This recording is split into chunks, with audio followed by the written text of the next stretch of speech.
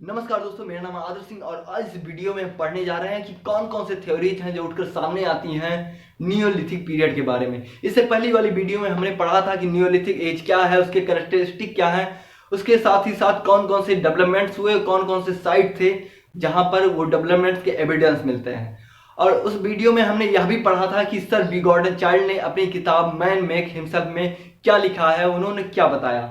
तो उसी के साथ शुरुआत करते हैं कि सर बी गॉर्डन चाइल्ड ने अपनी किताब में क्लाइमेट को एकमात्र और सबसे बड़ा वजह बताया जिसकी वजह से नियोलिथिक पीरियड में एग्रीकल्चर के साथ साथ एनिमल हस्बेंड्री बहुत मास लेवल पे हो गया। मतलब कि जहां मेजोलिथिक में हम देखते हैं कि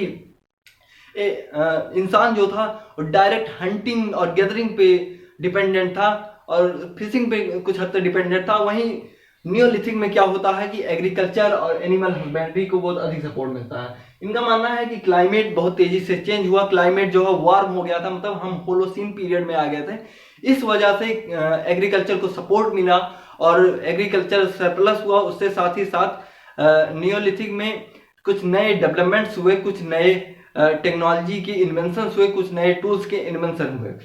लेकिन कुछ स्कॉलर्स ऐसे भी हैं जैसे कि सर लुइस बिनफोर्ड, इनका मानना यह है कि ये जो इन्होंने थ्योरी दी है सर बी गॉर्डन चाइल्ड ने पूरी तरीके से गलत है। अब ये क्या कहते हैं अगर इनकी थ्योरी गलत हो गई तो?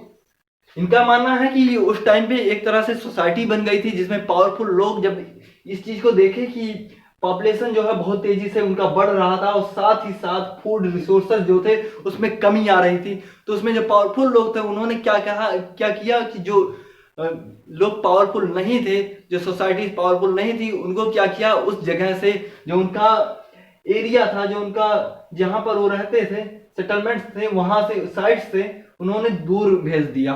मतलब कि इससे क्या हुआ कि यहाँ पर बैलेंस हो गया, फूड रिसोर्सेज और पॉपुलेशन, ये दोनों बैलेंस रहना हर एक सोसाइटी में और हर एक फेज में बहुत इंपॉर्टेंट होता है। नहीं तो प्रॉब्लम्स कौन कौन से होंगे, भुखमरी हो सकती है, गरीबी हो सकती है, ये सब वजह हो सकता है। तो इस चीज को उन्होंने देखा और जो पावरफुल लोग नहीं थे उनको भेज दिए दूसरी जगह पे। और दूसरी जगह कौन से थे उस टाइम पे? जैसे हमने बताया कि क्लाइमेट कुछ स्कॉलर्स मानते हैं कि चेंज हुआ था और इस वजह से नई नई रिवर्स जो है फॉर्म हो रही थी, नए नए रिल्स वाटर के फॉर्म हो रहे थे, जिसकी वजह से जो पावरफुल लोग नहीं थे वो दूसरी जगह पे चले गए, जिसको कहते हैं इन्होंने, जिसको नाम दिया है मार्जिनल हैबिटाट। इनकी थ्योरी का भी नाम है मार्जिनल हैबिटाट थ्योरी, लुइस बिनफोर्ड के। इन्होंने बताया कि इसमें इस जगह पे क्या हुआ कि मतलब कि भोजन की किसी भी तरह से कमी नहीं थी, बहुत सारा तरह से फूड थे। कैसे बहुत तरह से फूड थे कि पानी के रिसोर्सेज अगर पास होते थे तो हंटिंग इजिली हो जाता था और साथ ही साथ न्यू इन्वेंशन हुआ उस पीरियड में। मतलब मार्जिनल हैबिटाट जहां पर ये लोग आए थे वहां पर न्यू इन्वेंशन हुए। वो इन्वेंशन थे जैसे कि व्हील चक्के का इन्वेंशन और पॉटरी का invention. River near river valley, मतलब कि मैंने बात किया कि अधिकतर वो क्या होता था कि नदियों के पास चले जाते थे, वहां पर जो सोसाइटीज अपनी फॉर्म करते थे। क्यों ऐसा क्यों हुआ? क्योंकि इन लोगों ने, जो पावरफुल लोग थे, वो वहां से उनको दूर कर दिए। मतलब कि एक तरह से कहा जाता है कि आवश्यकता ही आविष्कार की जननी है।